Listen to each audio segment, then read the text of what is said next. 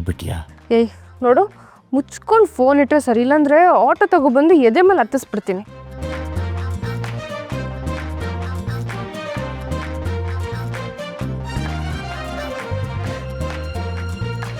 ಪಾಪ ನಿದ್ದೆ ಬರ್ತಿಲ್ವೇನೋ ಅವಳಿಗೆ.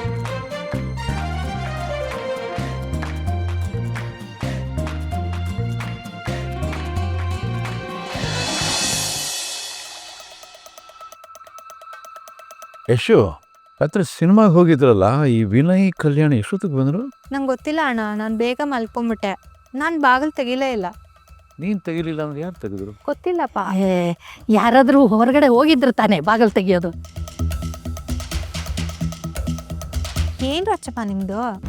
ಅವರಿಬ್ಬರು ಸಿನಿಮಾಕ್ಕೆ ಹೋಗೇ ಇಲ್ಲ. ಹಾಂ,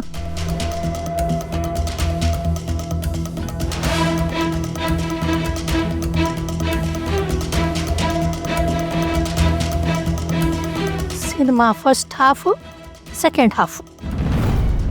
ವಿನಯ್, ಅಪ್ಪ ನೆನೆ ಸಿನಿಮಾಗೆ ಹೋಗ್ಲಿಲ್ವಪ್ಪ ನೀವು?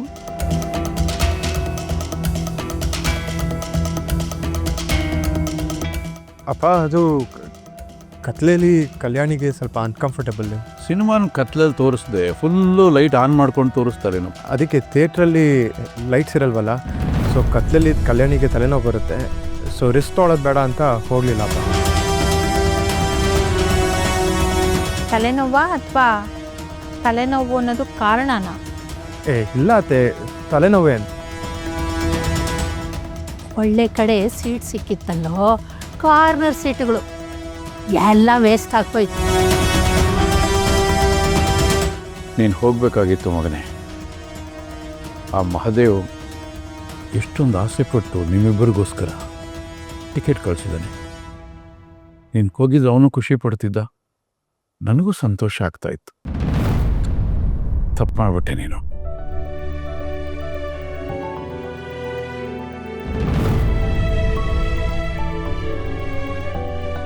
Good morning sir.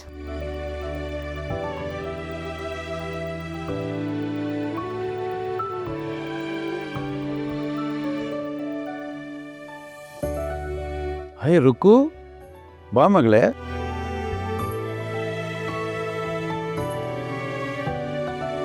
ಬಾಮ್ಮ ಕೂತ್ಕೋ. ಏನು ತುಂಬ ದೂರ ಬಂದಿದ್ದು? ಕೂತ್ಕೋ. ಅದು ಸರ್, ನಿಮ್ಮ ಹತ್ರ ಒಂದು ವಿಷಯ ಮಾತಾಡಬೇಕಿತ್ತು.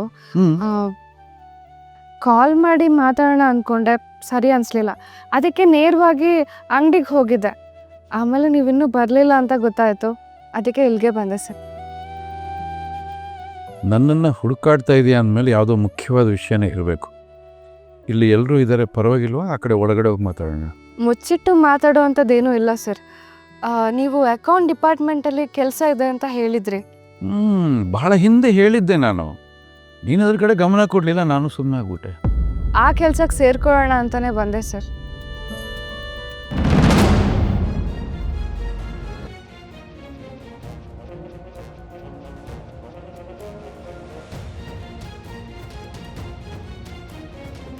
ಅಲ್ಲರಕ್ಕೂ, ನಿನಗಂತ ಆಟೋ ಇದೆ, ಅದ್ರಲ್ಲಿ ಡೈಲಿ ಡ್ಯೂಟಿ ಇರುತ್ತೆ.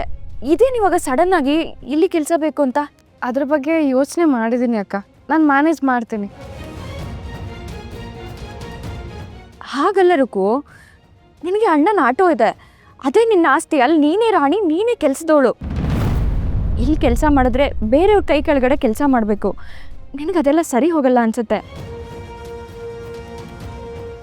ಇಷ್ಟಕ್ಕೂ ಕೆಲಸ ಖಾಲಿನೂ ಇಲ್ಲ ಅಂತ ಅನ್ಸುತ್ತೆ. ಯಾರೋ ಬಂದು ಕೆಲ್ಸಕ್ಕೆ ಸೇರ್ಕೊಂಬಿಟ್ಟಿದ್ದಾರೆ. ಯಾರು ಹೇಳಿದ್ದು ಖಾಲಿ ಇಲ್ಲ, ಯಾರೋ ಸೇರ್ಕೊಂಡ್ಬಿಟ್ರು ಅಂತ ಯಶೋದ? ಹಾಗಂತ ಕೇಳ್ಪಟ್ಟೆ ಅಣ್ಣ. ನೋ, ಖಾಲಿ ಇದೆ. ಹಾಂ ಹೌದಪ್ಪ. ಮ್ಯಾನೇಜರ್ಗೆ ನೆನೆ ತಾನೇ ಹೇಳಿದ್ವಲ್ಲ, ಯಾವ್ದಾದ್ರು ಒಳ್ಳೆ ಬುದ್ಧಿವಂತ ಹೆಣ್ಣುಮಗು ಇದ್ದರೆ ನೋಡಪ್ಪ ಅಂತ ಹೇಳಿ. ಏನು ತೊಂದರೆ ಇಲ್ಲಮ್ಮ, ನೀನು ಬಂದು ಮಾಡೋ ಹಾಗಿದ್ರೆ ನಂದು ಏನೂ ಅಭ್ಯಂತರ ಇಲ್ಲ. ಅಕೌಂಟ್ ಸೆಕ್ಷನ್ ನೋಡ್ಕೋತೀಯೋ, ಡಿಸೈನಿಂಗ್ ಸೆಕ್ಷನ್ ನೋಡ್ಕೋತೀಯೋ, ಎರಡೂ ಕೆಲಸ ನೀನೇ ಮಾಡು, ಎರಡೂ ಪೇಮೆಂಟ್ ನಿನಗೆ ಕೊಡ್ತೀನಿ.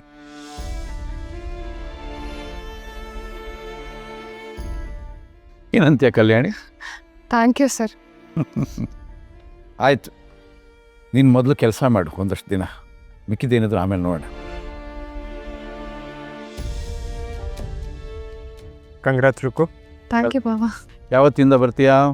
ನೀವು ಯಾವಾಗಿಂದ ಹೇಳ್ತೀರೋ ಅವಾಗ್ಲಿಂದಾನೆ ಸರ್. ಶುಭಶ್ಯ ಶೀಘ್ರಂ, ಇವತ್ತೇ ಶುರು ಮಾಡು, ಯಾರು ಬೇಡ ಅಂದರು. Thank you sir. ನನ್ನ ತಾಯಿ ಹತ್ರ ಆಶೀರ್ವಾದ ತಗೊಂಡು ಇವತ್ತಿಂದನೇ ಶುರು ಮಾಡ್ತೇನೆ. ಭಾಳ ಮುಖ್ಯ ಅದು. ಹೋಗು. ನಿಯತ್ತಾಗಿ ಕೆಲಸ ಮಾಡ್ತೀನಿ.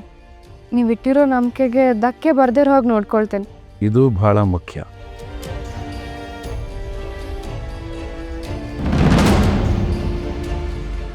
ಇದೆಲ್ಲ ಮಾಡೋಕ್ಕೂ ಮುಂಚೆ ನೀನು ಯಾರ ಹತ್ರ ಮಾತಾಡಿದ್ದೆ? ಯಾರು ನಿಂಗೆ ಪರ್ಮಿಷನ್ ಕೊಟ್ಟಿದ್ದು? ಇಲ್ಲ ಅಕ್ಕ, ಸೂರ್ಯಪ್ರಕಾಶ್ ಸರ್ ಕೊಟ್ಟಿದ್ದ ದುಡ್ಡಿಂದ ನಮ್ಮ ಮನೆ ಉಳ್ಕೊಳ್ತು.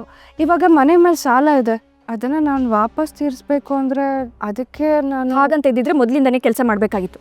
ಅದು ಬಿಟ್ಟು ರೆಸಾರ್ಟ್ಗೆ ಹೋಗಿ ಅಲ್ಲೊಂದಷ್ಟು ಸೀನ್ ಕ್ರಿಯೇಟ್ ಮಾಡಿ ಎಲ್ಲರನ್ನ ತಗ್ಲಾಕ್ಸಿ ಇವಾಗ ಬಂದು ಕೆಲಸ ಬೇಕು ಅಂತ ಕೇಳ್ತಿದ್ಯಾ? ಯಾಕಕ್ಕ ಇಷ್ಟು ಕೋಪ ಮಾಡ್ಕೊಂಡಿದ್ದೆ ನನ್ನ ಮೇಲೆ? ಅವ್ರು ದುಡ್ಡು ಕೊಡ್ತಾರೆ ಅಂತ ನನಗೆ ದೇವರಣ್ಣಗೂ ಗೊತ್ತಿರಲಿಲ್ಲ ಅಕ್ಕ. ನಾವೇ ಗೆಲ್ತೀವಿ ಅಂತ ಅಂದ್ಕೊಂಡಿದ್ದೆ. ಇವಾಗ ನೀನು ಯಾಕೆ ಇಷ್ಟೊಂದು ಯೋಚನೆ ಮಾಡ್ತಾ ಇದೆಯಾ? ನೋಡು, ಕಷ್ಟಪಟ್ಟು ನಾನು ದುಡಿತೀನಿ, ಸಂಬಳ ತಗೊಳ್ತೀನಿ, ಒಂದೊಂದು ಪೈಸೆನೂ ವಾಪಸ್ ತೀರಿಸ್ತೀನಿ ಅಕ್ಕ. ಮಾವನ ಹತ್ರ ನಾನು ಮಾತಾಡ್ತೀನಿ. ನಿಂಗೆ ಕೆಲ್ಸಕ್ಕೆ ಬರೋ ಅಗತ್ಯ ಇಲ್ಲ, ಮನೆಗೆ ನಡಿ. ಅಕ್ಕ ಪ್ಲೀಸ್ ಅಕ್ಕ, ಇದೊಂದಕ್ಕೆ ಅಡ್ಡ ಬರಬೇಡ. ಈ ಸಾಲನ ನಾನು ಹೇಗಾದರೂ ಮಾಡಿ ತೀರಿಸ್ಲೇಬೇಕು. ನೋಡು ರುಕ್ಕು, ಕೆಲಸ ಮಾಡಿ ಸಾಲ ತೀರಿಸ್ಬೇಕು ಅಂತಂದರೆ ಬೇರೆ ಕಡೆ ಕೆಲಸ ಮಾಡ್ಬೋದಲ್ವಾ? ಇಲ್ಲೇ ಬರಬೇಕು ಅಂತ ಅಗತ್ಯ ಇದೆಯಾ? ಅಕ್ಕ, ಬೇರೆ ಎಲ್ಲಾದರೂ ಕೆಲಸ ಕೇಳ್ಕೊಂಡು ಹೋದರೆ ನನಗೆ ಕೆಲಸ ಕೊಡ್ತಾರಾ? ನಿನಗೆ ಗೊತ್ತಿದೆ ಅಲ್ವಾ, ಇಲ್ಲಿ ಹೇಗೋ ಅಕೌಂಟ್ ನೋಡ್ಕೊಳ್ಳೋಕ್ಕೆ ಜನ ಬೇಕಿತ್ತು, ನನಗೂ ಅವಶ್ಯಕತೆ ಇದೆ. ಅಲ್ಲಿಗೆ ಎಲ್ಲ ಸರಿ ಹೋಯ್ತಲ್ಲ. ಹೌದು ಕಲ್ಯಾಣಿ, ರುಕು ಇಲ್ಲೇ ಕೆಲಸ ಮಾಡಿ. ನಮ್ಮನೆಯವರು ಅಂತ ಬಿಸ್ನೆಸ್ಸಲ್ಲಿದ್ದರೆ ಅದು ಬಿಸ್ನೆಸ್ಗೂ ಒಳ್ಳೆಯದು, ವಾತಾವರಣಕ್ಕೂ ಒಳ್ಳೆಯದು. ಯಾರೋ ಬಂದು ಅಕೌಂಟ್ಸ್ ಹ್ಯಾಂಡಲ್ ಮಾಡೋಕ್ಕಿಂತ ನಮ್ಮವರೇ ಅಕೌಂಟ್ಸ್ ಹ್ಯಾಂಡಲ್ ಮಾಡಿದ್ರೆ ಇನ್ನೂ ಒಳ್ಳೇದಲ್ವಾ? ಹಾಗಲ್ಲ ವಿನಯ್, ಅವಳಿಗಿನ್ನೂ ಈ ಕೆಲಸದಲ್ಲಿ ಎಕ್ಸ್ಪೀರಿಯನ್ಸ್ ಇಲ್ಲ. ಏನಾದರೂ ಹೆಚ್ಚು ಕಮ್ಮಿ ಆದರೆ ಕೆಲಸ ಮಾಡ್ತಾ ಮಾಡ್ತಾ ಕಲಿತಾಳೆ. ನಾವುಗಳು ಹಾಗೆ ತಾನೇ ಕಲ್ತಿರೋದು. ಇನ್ಫ್ಯಾಕ್ಟ್ ನಾನು ಓದಿರೋದೇ ಬೇರೆ, ಇವಾಗ ಕೆಲಸ ಮಾಡ್ತಿರೋದೇ ಬೇರೆ. I am pretty sure shall do it. ಸರಿ, ನಿಮಗೆ ಕಾನ್ಫಿಡೆನ್ಸ್ ಇದ್ದರೆ ನನಗೇನೂ ಪ್ರಾಬ್ಲಮ್ ಇಲ್ಲ. ಆದರೆ ಲೆಕ್ಕಾಚಾರದ ಕೆಲಸ ರೊಕ್ಕು ಇದು, ಹುಷಾರಾಗಿ ಮಾಡು, ಯಾವುದನ್ನು ಮೈ ಮೇಲೆ ಹೇಳ್ಕೊಬೇಡ. ಇಲ್ಲ ಅಕ್ಕ, ತೊಂದರೆ ಆಗದೆ ಇರೋ ಹಾಗೆ ಕೇರ್ಫುಲ್ಲಾಗಿ ಕೆಲಸ ಮಾಡ್ತೀನಿ. All the best. Thank you ಅಕ್ಕ. ನನ್ನ ಕಡೆಯಿಂದನೂ all the best. Thank you ಬಾವ.